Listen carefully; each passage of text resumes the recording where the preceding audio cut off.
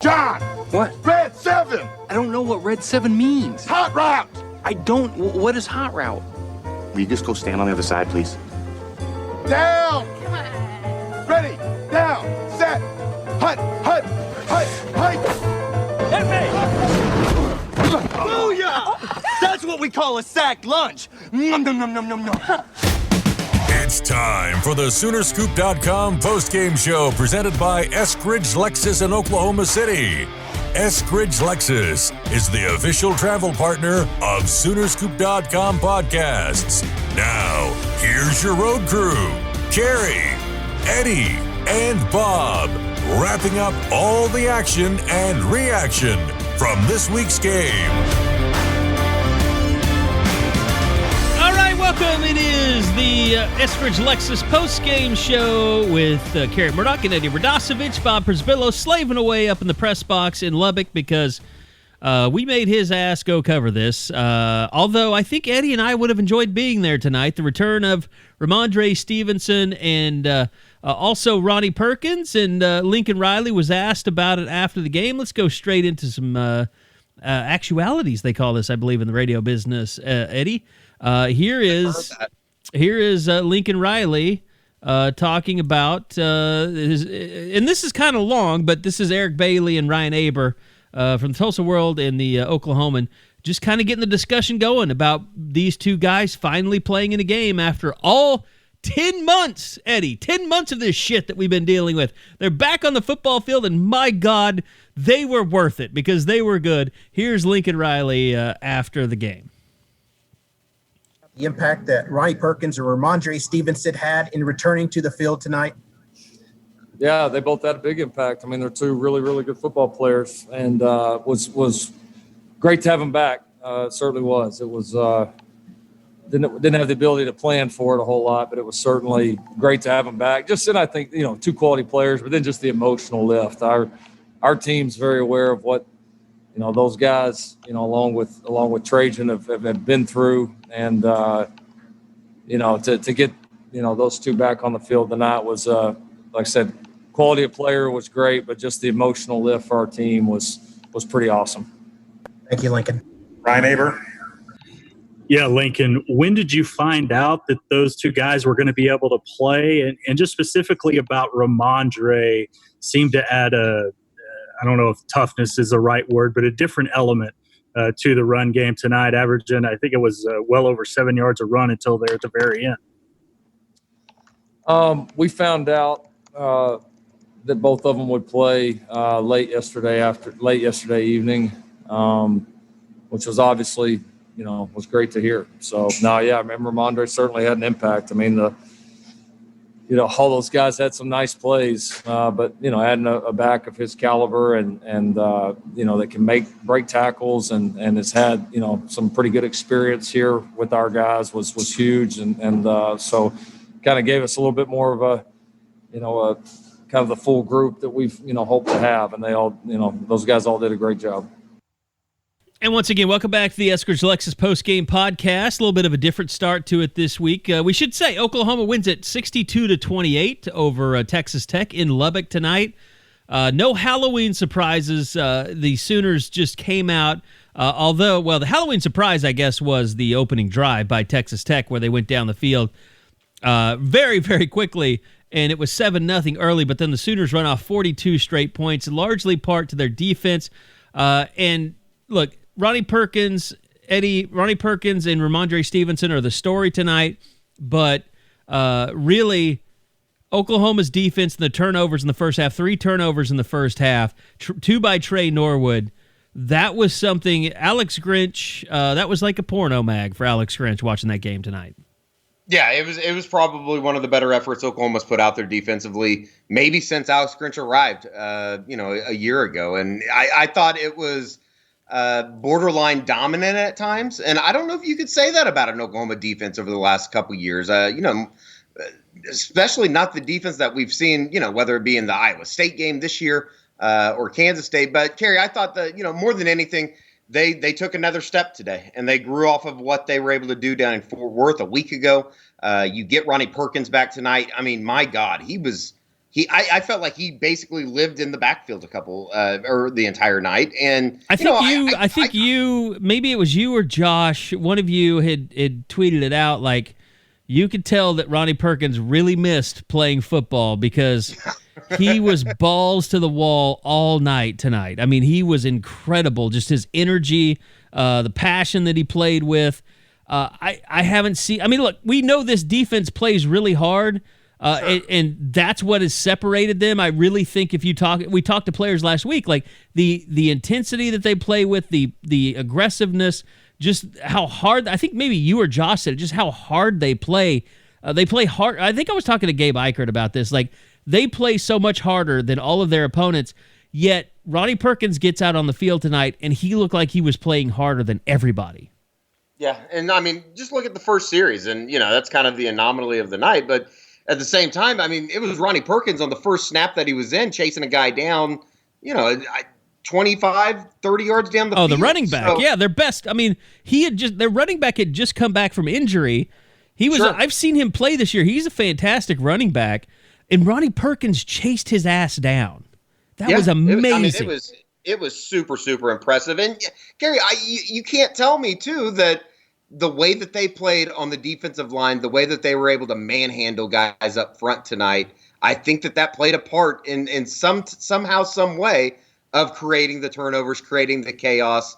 And, it was just a very pleasant thing to watch. And I think that, obviously going back, they're going to be pretty excited about the step that they took tonight. That was, I can't remember the last time that I saw a defense, and particularly a defensive line, who has gotten plenty of attention here over the first, or over the last couple of weeks. I mean, they were dominant at times tonight. And Ronnie Perkins had a hand in all of that. Well, and that is, all of that being said, how this game played out, you can't ignore the magnitude. I mean, let's go back to before this game even started tonight. Like, we had an idea that Oklahoma was probably a better team than Texas Tech, just by teams that they had played, and Texas Tech was a team that, it was kind of ripe for the picking, if you will. I mean, they were a team that Oklahoma appeared to be getting better. I mean, TCU played a decent game today against Baylor. They're not a terrible football team, yet Oklahoma went in there last week, played the most complete game of the season up to that point, and you get ready to start this game, and Texas has just beaten Oklahoma State in overtime. Oklahoma State has a loss now, where Texas has 2 losses, and then Oklahoma trumps them because they beat them, while Kansas State also got annihilated by West Virginia today with their backup quarterback, and it doesn't look like they're going to be able to hold on to a Big 12 spot the way things are going. So all of a sudden, Iowa State is sitting there. Oklahoma State, Oklahoma, Texas, and Kansas State are now on the next rung, and Oklahoma essentially controls their own destiny. I mean, Kansas State still has to play OSU. They still have to play Texas. I mean, that team is going to lose 3 games. I can't see any other way around. So Oklahoma goes into this game tonight knowing that they very well control their own destiny as long as Kansas State falls apart, which looks like they're going to do. Oklahoma really does control their own destiny, and they go out tonight and they put up a 62-28 pasting of Texas Tech while also getting back Rhamondre Stevenson, who is a fucking man.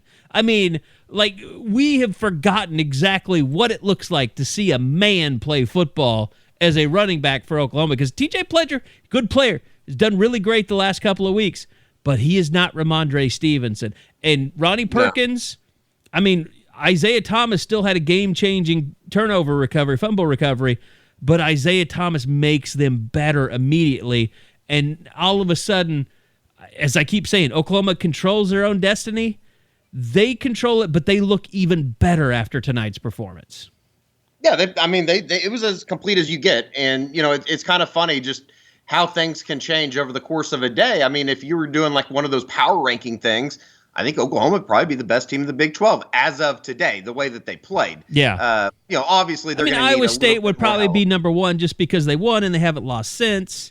Sure. But then Oklahoma has to be number 2, I think, in anybody's Big 12 power rankings. Sure. And it's all Although I there will now. say, Oklahoma State, they were probably the better team today. They just did a lot of boneheaded things, and Spencer Sanders did not have a good game, and they turned the ball over, and they let Texas come back in that game. Like, Oklahoma State had every opportunity to shut that game off and to not get upset like they did, but they didn't do it. And that was the best team they played to this point. So, well, they beat Iowa State, who, as we just said, is number one in the mythical power rankings. Yeah, but I mean, that was something to see Oklahoma State fall like they did today.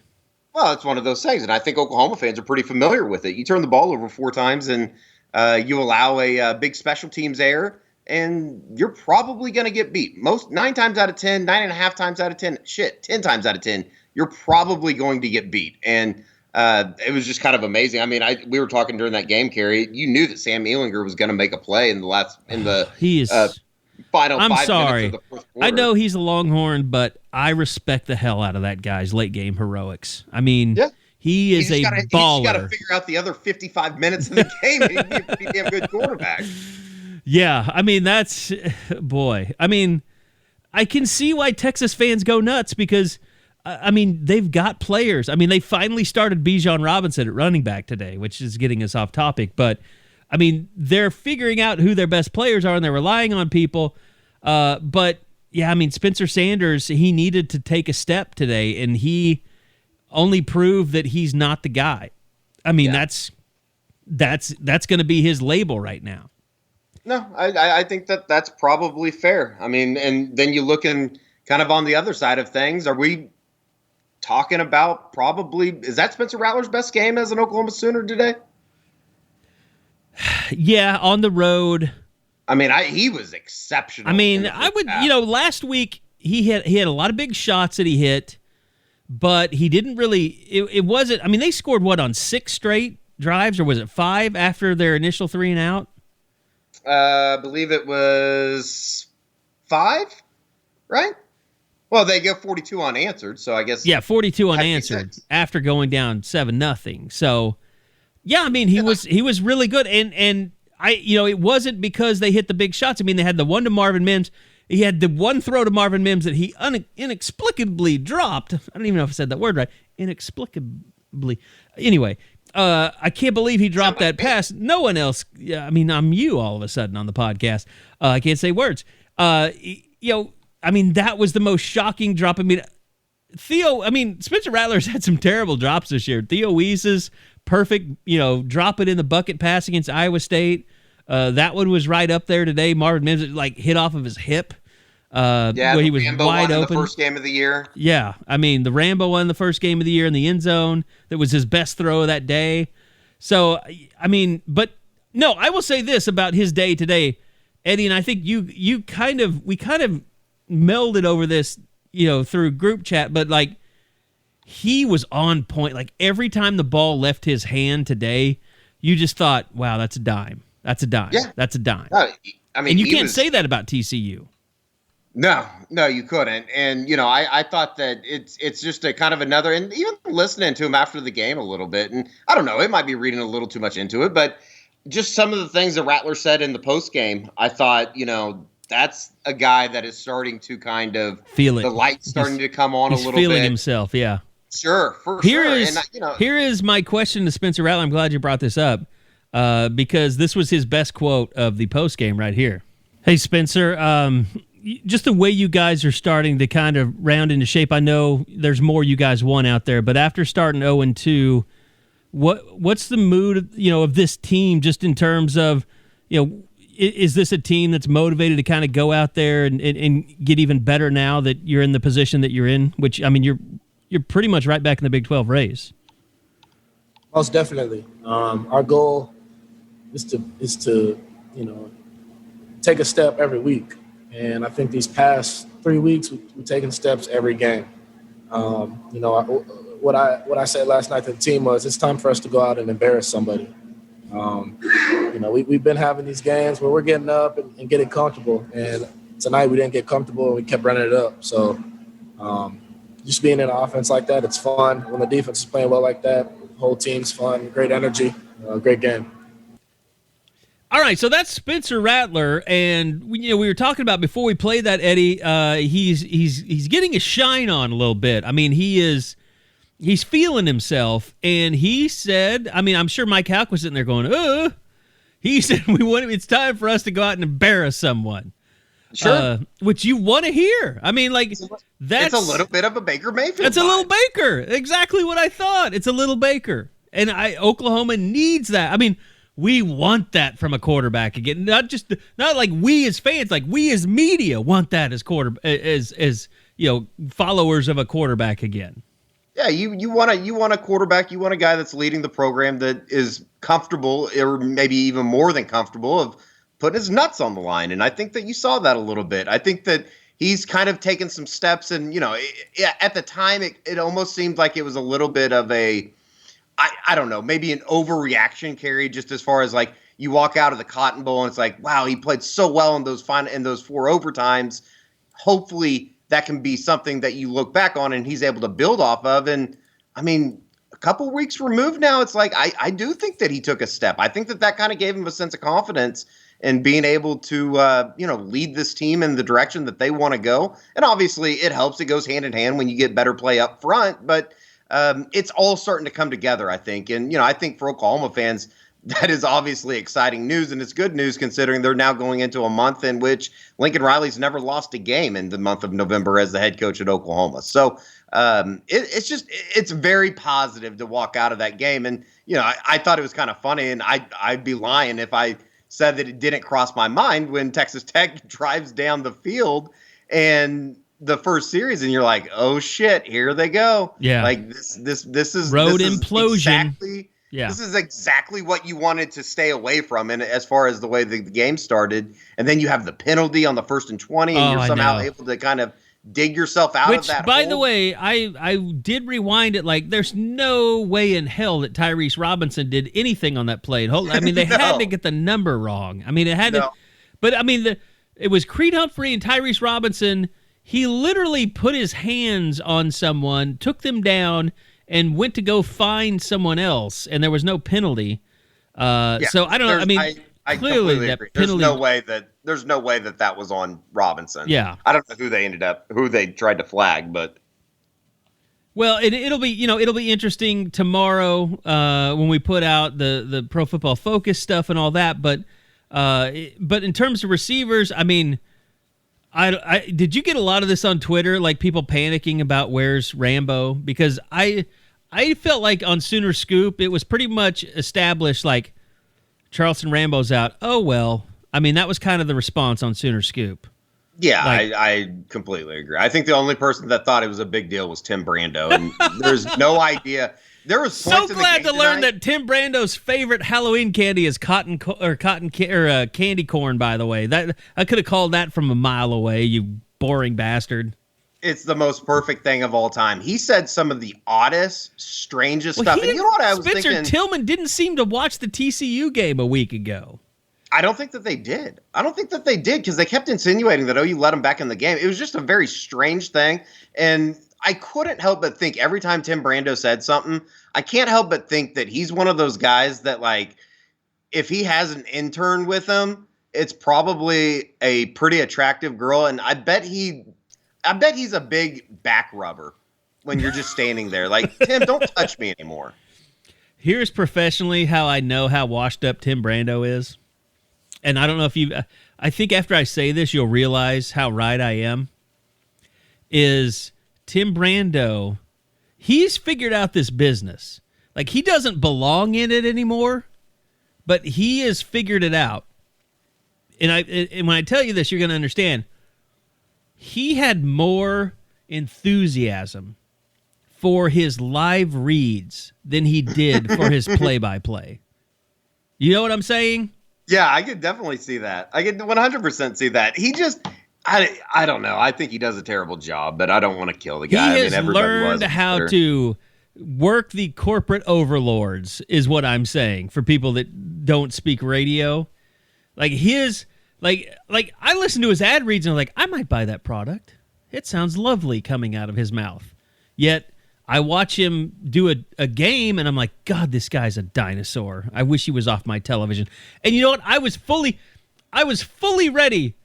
Look, I understand. I love Toby. I love Gabe. I love Teddy, the crew.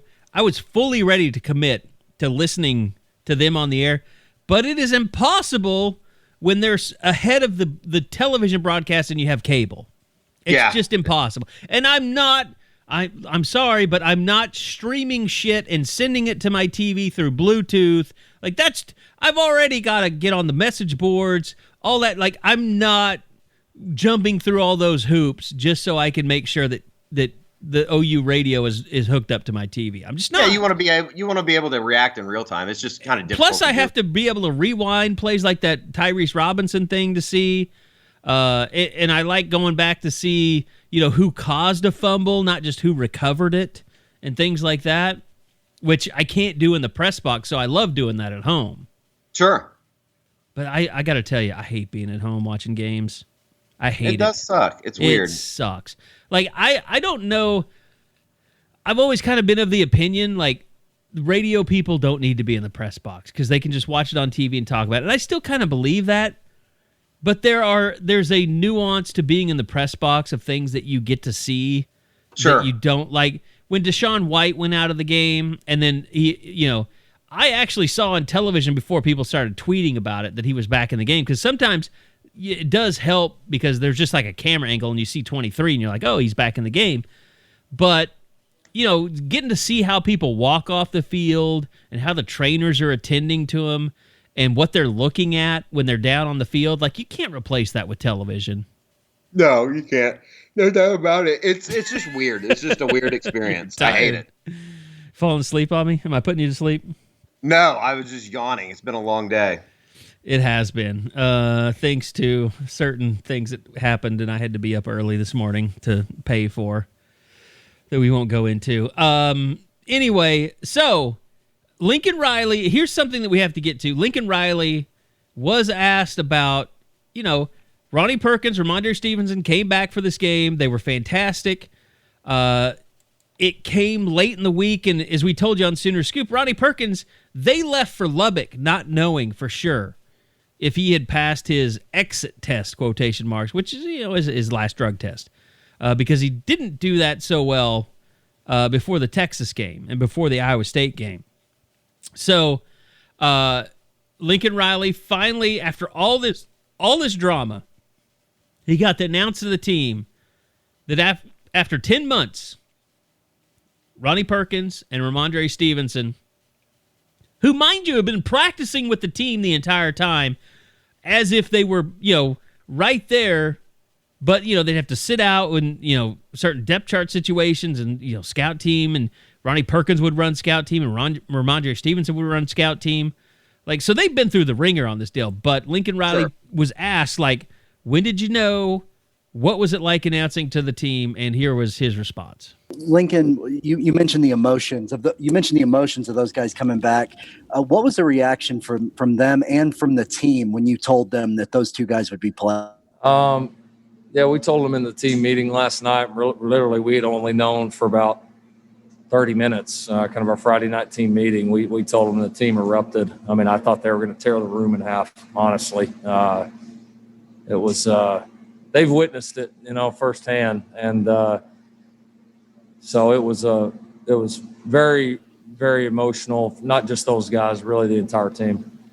The team, he thought that they were going to rip the room in half because there was so much emotion and joy in knowing that those guys would be back with the team. And Lincoln Riley has talked about this so much. I mean, how frustrated he is with the NCAA, how frustrated he is with just drug testing for marijuana, and something that is literally almost stolen a year from these guys' lives and turned them into the subject of ridicule and scorn.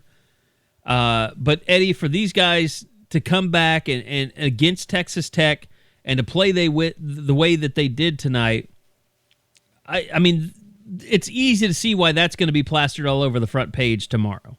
No doubt. And, it's a great story for them to even stick with it and be able to kind of come together and I guess rally around him and perform the way that they did. I don't think that it was a coincidence that the way that they played tonight with a certain level of whatever you want to call it, passion or pride, whatever. I mean, it had to have been uplifting to know that those guys were going back out there and kind of having known what they've been through. Obviously, their teammates have been around it. They know what kind of has been up, and it had to be a nice little celebration. They have to feel good about this performance too, because this was the first time in a while, Carey, that I mean, when was the last time that Oklahoma just dominated a football game like that? I went back the last 4 or 5 years, and I can't really find a game that they absolutely dominated on both sides of the football for an extended period of the time. It wasn't just a couple series here and there. It was just a full-on ass whooping in the first half. Well, does that make us talk about Oklahoma's defense and how they're playing at a completely different level? Like, people were ripping the shit out of Alex Grinch after that first series, and people have been very critical of him this year because of the Kansas State game, and I understand why. Sure. And obviously, the Iowa State game, which, they didn't give up huge chunk plays like they did against Kansas. And let's face it, Kansas State is a terrible, terrible, terrible loss. But they did have Skylar Thompson as their quarterback. Then. They don't now. Will Howard's their quarterback. Is he a redshirt freshman or freshman? I can't even remember. I believe he's a true freshman. He's 19 years old. Okay, so he's the Overland. No, he's not the Overland Park kid. That's the Wisconsin kid. Yeah, Will Howard's actually from, I believe he's from up in the Philadelphia area, because they were talking about that on Pennsylvania. the broadcast today. I remember that, Pennsylvania. So, yeah, I mean, he's been interception prone here the last couple of games. It hasn't been going well, but, I mean, that Kansas State game was a horrible, horrible loss. You can't get past that. And Alex Grinch deserves a lot of criticism for that. But what's happened the last two games, TCU and Texas Tech, I think you have to directly say Alex Grinch has this defense playing at a level that hasn't been playing in Big 12 play for years and years and years. Other than, I guess you have to go back to that Kansas State game, that 55-0 win, as the last time this defense has been this dominant. And wasn't that when they were still being held hostage by a geriatric up in Manhattan? So, I mean, it just... They're playing very solid football. It's exciting to watch. It's exciting to see them kind of grow. You see guys like a Marcus Stripling making a play tonight. You see, obviously the defensive line is becoming stronger and stronger. And, defensive line is just so good. I mean, they're so fucking good. It's unbelievable. The defensive line. Yeah, they are. Calvin Thibodeau has done an unbelievable job with that group. And they did not have LaRon Stokes tonight, they didn't miss a beat. And Perry Winfrey stepped up tonight, and Jordan Kelly played a lot toward the end, but Corey Robinson played a lot. But I mean, and I know they had Ronnie Perkins back, but my God, Marcus Stripling got in there. He's with the starters tonight. They just played their asses off tonight.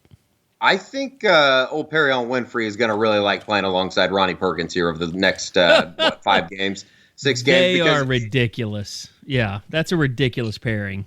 Perry was getting double teamed at some points, and you just can't do that with Ronnie on the field. So that should open a lot of things up for him. And I guess we also need to say too that without Dylan Turner-Yell, Trey Norwood steps into a nice role today. He gets the 2 interceptions, obviously, on the tip plays. Woody Washington should have had one that was negated by a Nick Benito offsides call, but I thought they played pretty well.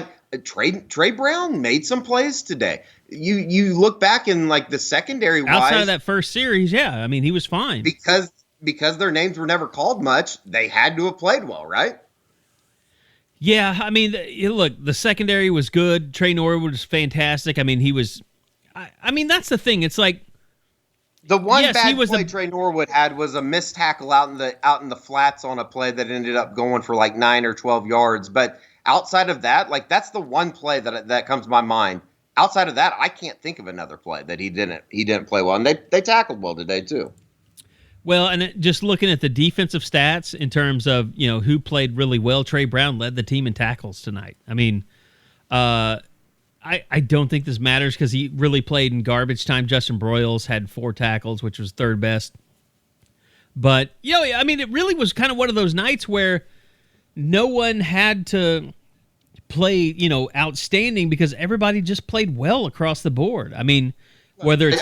And was that not kind of the common theme? If you go through any of the players' tweets post-game, Lincoln Riley said it, Alex Grinch said it, anybody that said it on the Zoom call probably kind of summed it up best. That was about as complete of a team, all 11-man team effort that Oklahoma has put out on the field in quite some time. That was a very satisfying. Even I was texting with a couple buddies during the game, and it's like, kind of forgot what this was like sitting around in the fourth quarter, kind of putting your feet up. Like, I know they won by 19 last week, but at the same time, it's like... You know what was enjoyable about the game tonight is that we got to listen to Bob bitch about being in the press box and wanting the game to be over so he could get done and get out of there.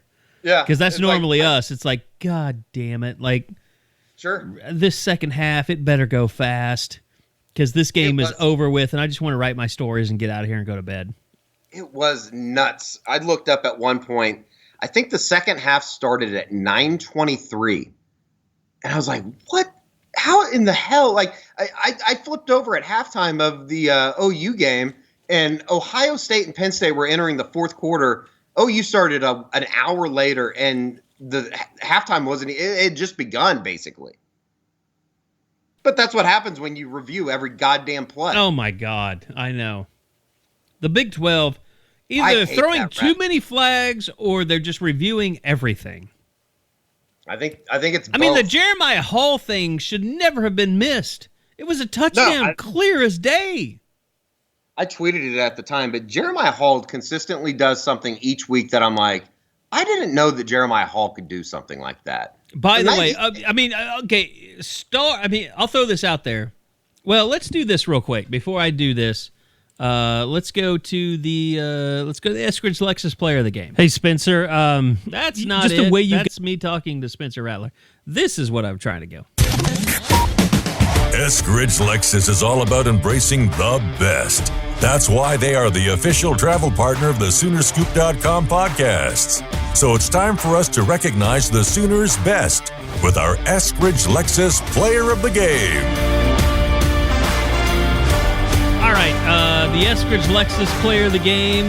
We want to thank Eskridge Lexus, Ed Eskridge, all the good folks over there. They were kind enough to send our own Bob Prisbillo down to Lubbock today with his own car, and he was driving a 2021 Lexus NX 300. And they want you to know, EskridgeLexus.com, with the Sooner Scoop special price. Now, Eddie, you know this as well as I do. You're not driving your car very much right now. You drive it to work and back, and that's about it, right? Yeah, basically. And you're out walking, and you live downtown Oklahoma City, but I live in Norman. It's a driving town. I never drive my car anywhere right now. But when I do, it's a Lexus, and I love being in it, and maybe I have to go down to Dallas every once in a while to see the fam. I don't put a lot of miles on my cars. That's why a lease is perfect right now during the pandemic. You go to the grocery store, you go, maybe a drive here and there. You just go to get out of your house every once in a while, but you're not putting a ton of miles on your car. And so right now, Lexus has in the new 2021 models. The Lexus NX 300 is a great little car. It's not the RX, it's the NX, it's a smaller SUV. And with the Sooner Scoop special price right now, you can lease a 2021 NX 300 for $399 per month. That's so much lower than my car payment when I bought my first Lexus. It was almost $500 a month. So you can lease a Lexus, a great Lexus, the one that Bob drove today. It's an SUV that gets 28 miles per the gallon on the highway. They all come standard with Apple CarPlay, dynamic radar cruise control. That's what keeps you in your lane if you be reading text messages like I might do from time to time. And lane departure alert, which that's important too. But the dynamic cruise control, it's great. If you're just kind of sitting there, just vegging out, and you come up on someone, it slows you down and lets you know all of a sudden, hey, I need to get around this ass. So, I mean, they're great cars. We've been driving them for the last 3 years, and they just keep getting better and better. But, yeah, EskridgeLexus.com. Go check out go check them out, 405-755-9000, or go visit them at www.eskridgelexus.com. www.eskridgelexus.com and get that scoop special price on the 2021 NX300 for just $399 per month. So the Eskridge Lexus player of the game, it's kind of difficult. Like you said, Spencer Rattler probably threw the ball with better command than he has in any game as a Sooner. Yet you had Rhamondre Stevenson coming back, leading the team in rushing. Ronnie Perkins was a factor on the defensive side. I'll tell you what, I'm gonna throw my first guy out there, Eddie, if you don't mind. I'm gonna go with Theo Weiss. Ooh. He had a career night, 5 catches, 105 yards, didn't have a touchdown, but Marvin Mims was okay. He was 4 catches, 60 yards, but Theo Weiss, for me tonight, was the security blanket more so than Austin Stogner was. Early, he got hit on that 41-yarder that really got things going for the offense. But time in and time out, I thought Theo Weiss was the security blanket for Spencer Rattler. And I love seeing that because I'm a big Theo Weiss fan. I think he should be a bigger and bigger part of the offense. So he's going to get my player of the game nomination for I think that's a good pick. And shout out to Josh because I think he put in the game predicts that Theo Weiss would go over 100 for the first time. Nice. This season. So that was a very good call. And you're right, Carey. You see that chemistry developing between Spencer and Theo. It just seems like they're getting to the point now where they just kind of know, like Rattler knows where Theo's going to be on the field at all times. And that has to be exciting here. That 41-yarder or the 48-yarder was like a perfect, kind of like a love note to his route running ability because it was that little kind of it was that little out that was kind of like a hook, and then he just turned it upfield, and the defender he just kind of whiffed on him, and I mean that was kind of a perfect. Now he wasn't able to outrun the Tech team, which was kind of a little negative, but just the catch and the juke and the down the sideline, that was one of the most impressive plays of the night. Yeah, he was really good. He was solid, and he's kind of like a lot of these guys on this team right now, and I think that's kind of one of the other like message board themes of the night is when you see all these guys that are making plays right now, and you realize how relatively young they are within the program, it's pretty exciting. They could over the next couple of years, and we don't want to get ahead of ourselves, but like over the next couple of years, it looks like this thing's starting to come together. And it's just kind of amazing, Carey, the way that that changes overnight, if you will, as far as like a month ago we were wondering, is this team going to be 1-3 after a Cotton Bowl visit? So. It was very impressive to see Theo Weiss and the way that he was going to play, the way he played tonight. Is it too big of a cop out to say Ronnie Perkins and Rhamondre Stevenson have to be somewhere mentioned in there? Like I just think like even the presence, and Riley kind of hinted at it. We played the audio of them telling the team and their reaction. It had to have been somewhat of an uplifting experience to finally be able to breathe and say, okay, we got 2 of these guys back. Things are starting to look up. And then, like you said at the beginning of the podcast, knowing that, how things unfolded today in Big 12 country, you're right back in this thing. Yeah. You have an opportunity to still kind of make this a season, I guess worth remembering it or whatever you want to call it. But, I mean, sure, they're not going to win a national championship this year. They're not going to get into a college football playoff. But, I think that there's a lot of people that will feel really good if they can get this thing righted and get back to a Big 12 championship. And who knows what the bowl scenario would look like at the end. Think about this, Eddie. Oklahoma, they beat Texas Tech with Ronnie Perkins. They'll play Kansas next week. They'll have an off week. And they'll play Oklahoma State. Can you imagine Spencer Sanders sitting there breaking down game film over this game and the next game with Kansas? I mean, I think he probably remembers what Joseph Osai did today to the Oklahoma State offensive line. You think saying to himself, oh shit, now they've got Ronnie Perkins. Sure. I mean, and there's that Perrion Winfrey guy. When was the last time OU played this well defensively? Seriously, back-to-back weeks. I can't put my finger on when and I'd even say against worthwhile opponents. I mean, we're not talking about like a Kansas and and I mean, TCU. they were really good. Where the fuck did that come from today? They were really good against in 2011. I mean, when they were number one in the country. I mean, that was a Tony decade Jefferson. Ago. That was almost a decade ago. Yeah, but I'm just saying, Javon Harris. No, I know, but I think that kind of emphasizes the steps that they have made. Yeah.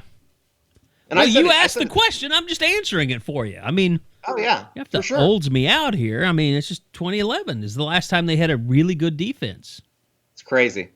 It's crazy considering how it's just kind of crazy to think about that, and then you consider how elite they have been at times and how good they have been in the places that they've gone, and to do it without really a defense to write home about. It's just I don't know. It's kind of exciting to see this thing kind of coming together. And I have to think like on that plane ride back today or tonight, Alex Grinch is going to sit there and they should let him have a beer on the plane. He has to be excited about the way that this thing is kind of going right now. Just don't let him be like Mark Stoops where he's drinking bourbon. That's a little over the line. That hurts my chest just thinking about it. All right, so I tell you what, Eddie, let's go over the overall stats for the Sooners tonight. 559 yards total offense. To Tech's 400. I don't know what that's going to do to OU's defensive ranking. Probably, maybe knock them down a notch or two. It's certainly not going to help them, but overall, Spencer Rattler, 21 of 30, 288 yards, 2 touchdowns. Obviously, I didn't write down when he gave way to Mordecai, but it was fairly early in the third quarter for a Lincoln Riley team. I want to say it was right after the first series of the third quarter when they went down and scored to go up 52 to. Okay, yeah, that's probably right. 15. And then Rhamondre Stevenson, we talked about. I mean, just fantastic. He was a man-child. Just look, I am totally a TJ Pledger fan, but there's no comparison when you compare those two as runners. I mean, Rhamondre Stevenson runs through people. Like, he literally made who was the number 8 guy, the defensive guy for them tonight, that was making all the plays early, and they got the face mask on Mims, and they got another face mask that wasn't called on Mims. The McPherson. McPherson, yeah. Is it Zach McPherson? It was Mick something. But like it was McPherson. I just forget. What's funny is he looked like a dominant physical figure in that game, and then Rhamondre Stevenson came in the game, and he made him look small. And Rhamondre Stevenson's a running back. I mean, it's just he is a man. Like, it is ridiculous. Like how much bigger and more powerful and stronger he is than everybody else on the field. It's kind of a stupid comment, but I kind of, in a way, kind of forgotten how good Rhamondre Stevenson was until I went back this morning. I put together a little video of him and Perkins that I put up on the board, some highlights from a year ago, and there were some runs that I completely just forgot about. I mean, Reggie Bush, didn't he kind of give a little bit of a Lindell White comparison to him at halftime? That's not a bad comparison. No. It's really exciting watching Rhamondre Stevenson run. He deserved getting 100 yards tonight, and he ends up with 13 carries, 87 yards, 3 touchdowns, average 6.7 a carry. At one point, he had scored 3 touchdowns on 7 carries, and it was the second touchdown that he made the spin move. OU is getting stopped in the first couple games because they're not able to punch it in. That was it was unbelievable. You know what I mean? He on the goal line was instant. I mean, he was instant touchdown every time he handled the ball. I think his first 2 were 2-yard plunges. But yeah, I mean, he's if you're having red zone issues or goal line issues, he is an immediate fixer. I mean, it's I think one of the songs I'm listening to on my workout playlist is "The Fixer" by Pearl Jam right now. I'm gonna think of him now every time I listen to that. And I'll say this. I think my pissing off Lincoln Riley during the TCU postgame worked because there was I don't remember any Spencer Rattler zone reads that went bad tonight. No, I'll take full credit for that. I'll take full credit for bringing up the pissing off of Lincoln Riley about zone reads last week with Spencer Rattler. I thought Seth McGowan ran the ball pretty well tonight. Late, he did. He was still early when he was early in the game, he thought it was still, juke time, but he really did settle into north-south by the end of the game, and there was still a little bit of that. I don't think you'll ever get that out of him completely, but what was it, the 14-yard touchdown run he had? It was fantastic. Yeah, that looked really good. And that was a really nice block I put up on the board as well by Chris Murray on the backside on that play. You have two freshmen on the left side of the line, too, and Anton Harrison. By the way, I'm sorry. I forgot to mention this earlier. I was going to do it right after we did Players of the Week. Michael Henderson could play, man. Or Mikey Henderson. Mikey Henderson, yeah. He's fucking good, dude. I can hear Josh just yelling, yes, yes, yes, in the background. Like, he is, I think everybody's kind of said it, but he could end up being in a very, very talented H-back room. He could end up being maybe one of the better ones that they've had in Norman during the Riley era. He is, you can just tell that he has that thing that is going to make him a very, very good football player. I think he's a mini Rhamondre right now. He runs hard. If he could put on some weight, he could be like. And I know, like, everybody watches Rhamondre Stevenson, and you had the Lindell White thing, but I still look at him and I see a bigger Damian Williams. That's who I still think Rhamondre Stevenson is. I like that. He is an NFL running back. He is, absolutely. He will make money on Sundays playing in the NFL. He absolutely will. I believe that wholeheartedly. No doubt. Carey, I think he'll get drafted. I don't that's disagree. Not stupid, is it? No, I wouldn't think it is. Theo Weiss, as we said, was the leading receiver for the Sooners tonight. 5 catches, 105 yards, no touchdowns. He did have a long of 40. He was targeted 6 times, and he caught 5. Marvin Mims, he had a great night tonight. He just dropped the one pass that kind of takes some of the shine off a little bit, but 4 catches, 60 yards. And I will say this, like Austin Stogner, early security blanket, that I think it was a 41-yarder early, that basically Spencer Rattler made out of nothing. It was a broken play. But he kind of disappeared as the game went along, and I don't know if that was playing more Jeremiah Hall and more Mikey Henderson. But the touchdown catch he had was fantastic. I don't know why. That was another one. I don't know why they reviewed that. That was ridiculous. There was no drop or no. He secured that thing about as securely as you could. So, not sure why that was. I would love to hear the audio when they go to the review. At some point they have to why are we looking at this? Be like, you don't need to look at this. Get back out there. Everybody, I agree. Anybody that was watching the game would realize that they don't need to review some of the stuff that they do. But then again, I guess, I don't know. It bothers me. I don't know why they do that. You know what? I didn't know until just now, and I don't know. Maybe I just had checked out, but I didn't know Alan Bowman played in the game tonight. I didn't realize that either until I was looking at the play-by-play at the very end. What's crazy is since we aren't traveling and since we're sitting at home and watching all these games, something that we normally don't get to do. I just feel like some shit that happens during the games of Big 12 games just doesn't happen in any other of the conferences that I watch. Like the pass interference stuff today in Stillwater was so ridiculous. The reviews are ridiculous. I just don't feel like that happens in any other conference. Yeah, I kind of agree with you. I feel like there's over officiating.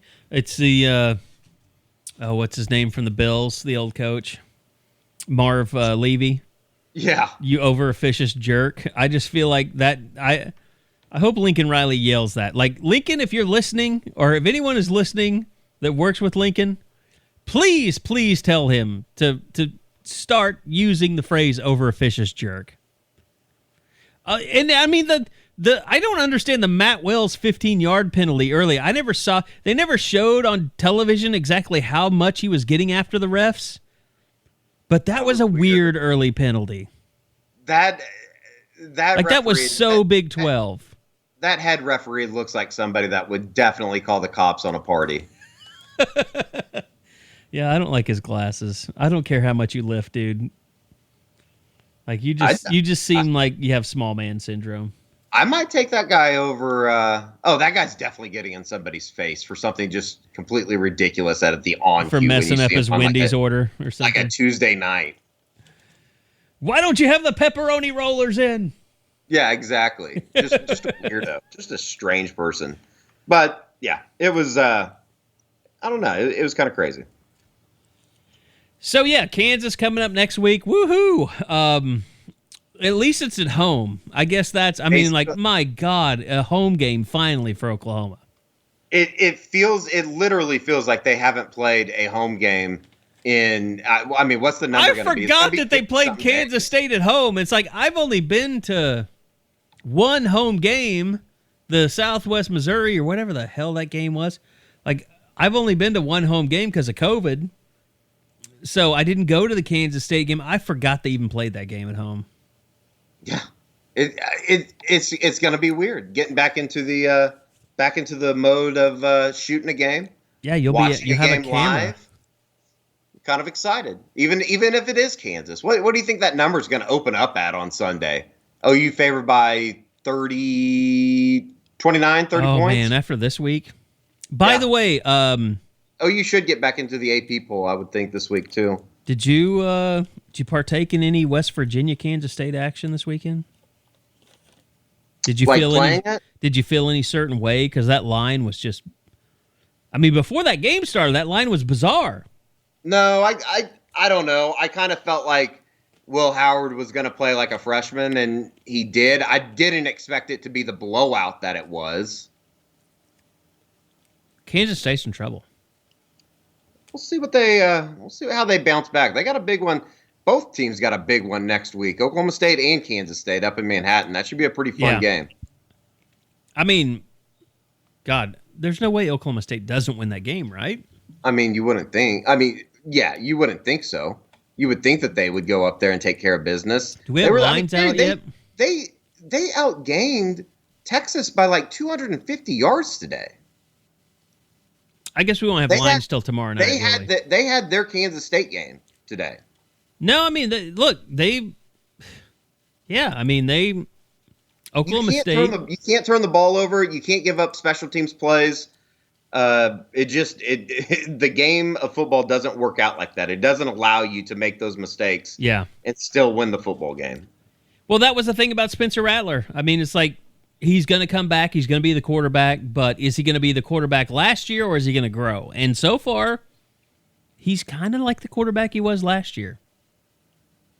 You mean, Spencer Sanders? Spencer Sanders, what did I say? Yeah, Rattler? Yeah. I do that every time. I do that every morning. Oh, God. Yeah, I know I do too. I don't know, man. I just don't get it. The turnover situation, I truly don't understand. Like the pick that he threw was terrible. The two fumbles, you can't lose the ball like that. You just can't do that at that level. I'm kind of jealous that you get ESPN updates before I do. It's fantasy. Oh, okay. Fantasy updater. Why aren't you doing Yahoo Fantasy since they pay our paychecks? I don't know. No comment. No, I have no idea. All right. Well, what we do know, Oklahoma, they're a pretty decent football team. They've gotten that way. They didn't start out that way, but after tonight, 62-28 over Texas Tech, they look pretty decent. Lincoln Riley should be happy. There's no reason for him not to be. I'm trying to think if there's anything I didn't play. Well, I will say this. We've kind of talked about it, hinted about it. I did ask Lincoln Riley kind of just about being back in the Big 12 race tonight, and here's how that went. But you look at things now, the way things transpired today, you don't control your own destiny, but you're closer than you've ever been before. What does it mean for this team now to be playing the way that you are and now to be in a very positive position finishing out this season? It's just one game at a time right now. I mean, we're getting better as a team. I mean, again, it's like when you guys have asked about playoffs in the previous years. I mean, I don't really care where we stand in the Big 12. I don't care where we stand in playoffs, anything like that. We're just trying to get better. And if you do that, things work out the way they're supposed to. And so we're we're getting better as a team. I'm most excited about that, the improvements we've made. I mean, you can, I think, really mark several games in a row right now where there's been very, very clear steps taken in a positive direction. And I still don't feel like we're at our best. I mean, there's still so much to continue to improve on, which is exciting, and that's what's driven this team. And so key for us is we've got to have the same hunger and fight we did after a couple of those early setbacks that got us playing the way we are, have as of late. We got to keep that and keep just stay on our climb, man. We just got to continue to grind and stay on our climb. Yeah, we're not paying any attention to the Big 12 race. I mean, we're not going to use that through social media and talk about, how many times we've won it or anything. Like, that's not what we're about. They would never do that down in Norman, would they? I mean, look, it's total coach speak. I mean, you do have to get better, and that's what you have to focus on. And I think fans should be glad that that's what Lincoln Riley says. But it's a huge boost to this team, Eddie, that Texas beat Oklahoma State today, that Kansas State lost. I mean, it puts them in position now, if they take care of their own business, beat Kansas, beat Oklahoma State, like 3 weeks from now, I mean, if Oklahoma State beats Kansas State, I mean, they still have to play Texas. Like, Oklahoma, 3 weeks from now, they could be in the driver's seat for the Big 12. Kansas State's remaining games. Oklahoma State next weekend, obviously. At Iowa State. Yeah. Kansas State, Baylor, and then Texas is their final game. And you know what I was thinking, too, when you were talking about that is I think we should start an official rumor that the Big 12 wants to keep Oklahoma State out of the Big 12 championship game. So the game is played on December. Yeah, because they have to play Baylor on the. It. Yeah, they have to play Baylor that day. We should start that rumor. I'm down for it. Let's do it. They don't want the Big 12 to be played in a baseball stadium. I'll tell you this. They're going to keep Oklahoma State out of it. I'll tell you this. We won't have to start it because it will start in Stillwater by Mike Gundy. It's probably true too. It went from feeling like 45 to feeling like 2013 real quick up there. Yeah, Mike Gundy's press conference on Monday should be pretty interesting. I don't usually tune in. I probably will make a point of it on Monday. Get that Zoom link? Yeah, I might do that. I might try to. All right. Eddie, anything else you want to add? Anything that stood out to you tonight that you want to hit on that we haven't hit on? No, I don't think so. Overall, it's just a very successful night for Oklahoma. I think that it was, obviously the best game that they played all season. There's reasons to be excited for the next month or so of college football. And I guess in kind of a sad, damper way, it's like it's kind of depressing that we're almost halfway through this thing. It certainly doesn't feel like it, and it's going to kind of be interesting to see if Oklahoma can put it together and really get back into this thing. So it should be fun. Overall, though, very, very impressive performance tonight for Lincoln Riley's football team. The final question for you. If we did the two have been freed, we're not going to start a Free the One t-shirt. I'm going to tell you that right now. No, probably don't need to do that. If we started a Free the Who t-shirt, would it be, I'll give you two choices. A, Brian Darby, because that 14-yard catch tonight was pretty impressive. Mm-hmm. Or Chandler Morris, because he had no shot of throwing the ball by the time he came into the game tonight. Probably Chandler Morris, because I think we could benefit from getting a little love from our friends down in Highland Park a little bit more than where Darby's from. Oh, my God. Okay. Shout out HP. Shout out. We'd have to make those t-shirts really expensive, though. Yeah. Like, we'd have to do, like gold lame or something. Like, I don't even know what lame is.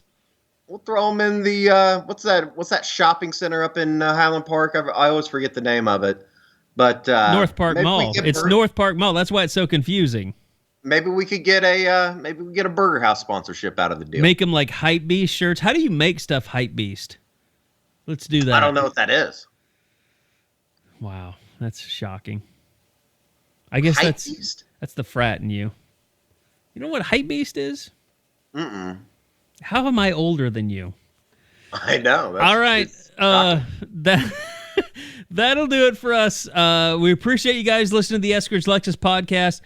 Remember, the postgame podcast, remember, go check out the guys at eskridgelexus.com. That 2021 NX that Bob drove to the game. You guys can get a great lease deal on that. Just tell them Sooner Scoop sent you. Or any Lexus that you might be interested in, from the LC. Man, that's a car.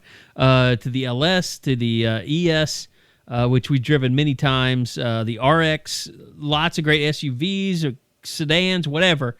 Let them know you're a Sooner Scoop pod listener, and they will get you a great deal on your next luxury vehicle. So thanks to Eddie Radosevich. I am Carey Murdoch, and we'll see you guys back here after Kansas. God, we probably will all get to go to that game, won't we? Nobody goes to Kansas games, right? They might be paying people to go to the Kansas game. Yeah, it's at home, so hopefully we'll all be able to go, because no Kansas media will show up. And no Oklahoma media probably wants to cover that. So anyway, we'll talk to you guys again next week on the Eskridge Lexus Postgame Podcast from Soonerscoop.com.